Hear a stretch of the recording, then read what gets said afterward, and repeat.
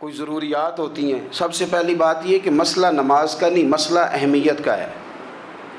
آپ نے اللہ تبارک و تعالیٰ کی ذات کی، رب کریم کے جلالت کی جتنی زیادہ اہمیت اپنے دل میں محسوس کر لی، اتنا ہی نماز کی طرف توجہ آپ کی بڑھ جائے گی. آپ سادی سی مثال ہے، غور کر لیں.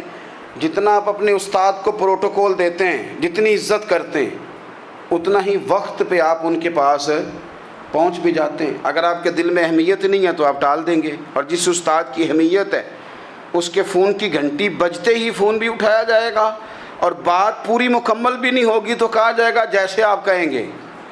اور جو وقت وہ دیں گے ان سے 10 منٹ پہلے پہنچنے کی کوشش بھی کی جائے گی. بس سمجھ لیں دل لگنے نہ لگنے کا مسئلہ نہیں، اہمیت کا مسئلہ ہے.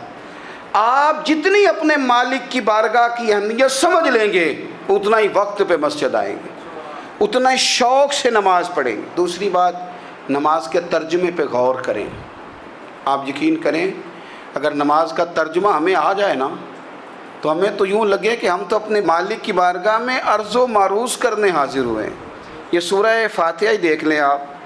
حضور فرماتے ہیں، رب فرماتا ہے سورۃ فاتحہ آدھی میری ہے آدھی میرے بندے کی ہے. جب اس نے کہا الحمدللہ رب العالمین الرحمن الرحیم مالک یوم الدین ایاک نعبد و ایاک نستعین، جب یہاں تک وہ لفظ کہتا ہے تو یہ حصہ میرا تھا.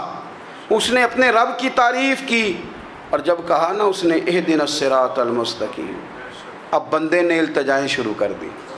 اس نے کہا کہ مالک بھی تو ہے، رحمان بھی تو ہے، رحیم بھی تو ہے، عبادت بھی تیری کرتے ہیں تو مدد بھی تو تجھی سے مانگنی ہے نا. اب مہربانی فرمانا اہدنا الصراط المستقیم، ہمیں سیدھا راستہ دکھا دے. صراط الذین انعمت علیہم، ان لوگوں کا راستہ دکھانا جن پر تو نے انعام کیا ہے.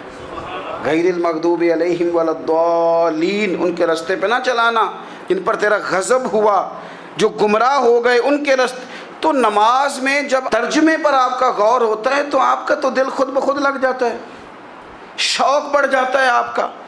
تو اتنی چیزیں ہم زندگی میں یاد کرتے ہیں، تو اگر ترجمہ بھی نماز کا یاد کر لیں اور پھر شوق سے پڑھیں تو آپ یقین کریں طبیعت کھنچی چلی آئے گی. ہمارے یہاں کچھ لوگ نماز پڑھتے ہیں پر بڑی لاپرواہی سے پڑھتے ہیں، کبھی ادھر دیکھتے ہیں کبھی ادھر دیکھتے ہیں، کبھی بال سہلاتے ہیں. وہ میں نے دیکھا ہے سجدے جا رہے ہیں تو سیانے سیانے بندے کبھی کپڑے کو چھیڑ رہے ہیں کبھی جگہ کو چھیڑ رہے ہیں.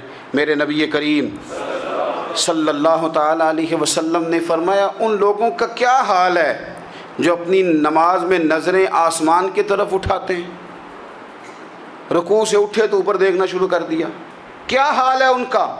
اور پھر حضور نے ایک موقع پر تو سختی فرمائی، فرمایا جو نماز پڑھتے اپنی نظریں آسمان کی طرف اٹھاتا ہے وہ باز آ جائے، ورنہ ایسا نہ ہو کہ رب اس کی آنکھیں ہی چھین لے. وہ باز آ جائے اس کام سے. خشوع کے ساتھ نماز پڑھے، عاجزی کے ساتھ نماز پڑھے، اس کا دل لگا ہوا ہو نماز کے اندر.